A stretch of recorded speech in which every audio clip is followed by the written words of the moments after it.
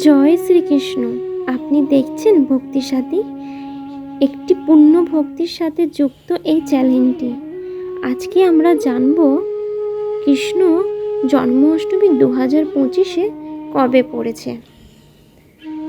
কৃষ্ণ জন্মাষ্টমীর সঠিক তারিখ, পুজোর সময় ও করণীয় নিষেধ কাজ এবং কিভাবে আপনি আপনার বাড়িতে ভক্তিভাবে এই পবিত্র উৎসবটি পালন করবেন। ভিডিওটি শেষ পর্যন্ত দেখবেন, কারণ শেষে থাকছে শ্রীকৃষ্ণের নিবেদন করার জন্য কিছু বিশেষ ভোগের আইডিয়া। প্রথম হচ্ছে জন্মাষ্টমী তিথি পড়েছে এই বছরে কৃষ্ণ জন্মাষ্টমী পড়েছে 16ই আগস্ট 2025 শনিবার, কিন্তু এই অষ্টমী তিথি শুরু হচ্ছে 15ই আগস্ট শুক্রবার রাত 11:49 থেকে, আর এই জন্মাষ্টমী তিথি সমাপ্ত হবে 16ই আগস্ট শনিবার রাত 9:34।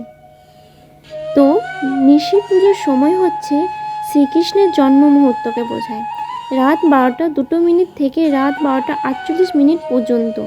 এই সময়টা সবথেকে গুরুত্বপূর্ণ, শ্রীকৃষ্ণের আবির্ভাব কালে মহামুহূর্ত। জন্মাষ্টমীর দিনে কী করণীয়? এই দিন উপবাস ও একাদশী ব্রত পালন। অনেকেই ভক্তি উপবাস করে থাকেন, কেউ ফল দুধ জাতীয় আহার গ্রহণ করেন। নিষিদ্ধকালের করে প্রসাদ গ্রহণ করা হয়।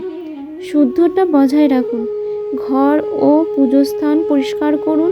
কৃষ্ণের জন্য আলাদা ঘর সাজান ফুল দিয়ে, আলো মাটি প্রদীপ দিয়ে। শ্রীকৃষ্ণ আবির্ভাব মূর্তি বা ছবির স্নান করান।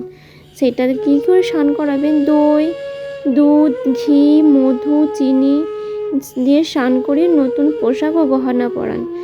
এর সাথে আপনি ফলের রসও দিয়ে স্নান করাতে পারেন। ভক্তিগীত কীর্তন করুন, গোবিন্দ বলো, হরি গোপাল বলো, রাধে রাধে বা অন্য কৃষ্ণ ভজন গাইতে পারেন। শিশুরা নাটক বা লীলা অভিনয় করতে পারে। তাই মধ্যরাতে কৃষ্ণের জন্মের পুজো করুন, ঘণ্টা বাজিয়ে শঙ্খধ্বনি দিয়ে পুজো করুন। কৃষ্ণের পায়ে তুলসী পাতা সহ ফুল নিবেদন করুন। জন্মাষ্টমীতে কী করা উচিত নয়? এই দিন তামসিক খাবার মানে পেঁয়াজ, রসুন, মাংস, মদ এড়িয়ে চলুন। রাগ, ঝগড়া, কটু কথা বলবেন না। পবিত্র দিনটি নিরামিষ ভক্তিপূর্ণভাবে থাকুন।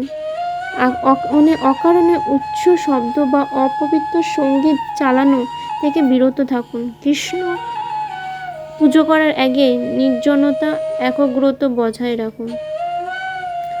ভোগের আইডিয়া।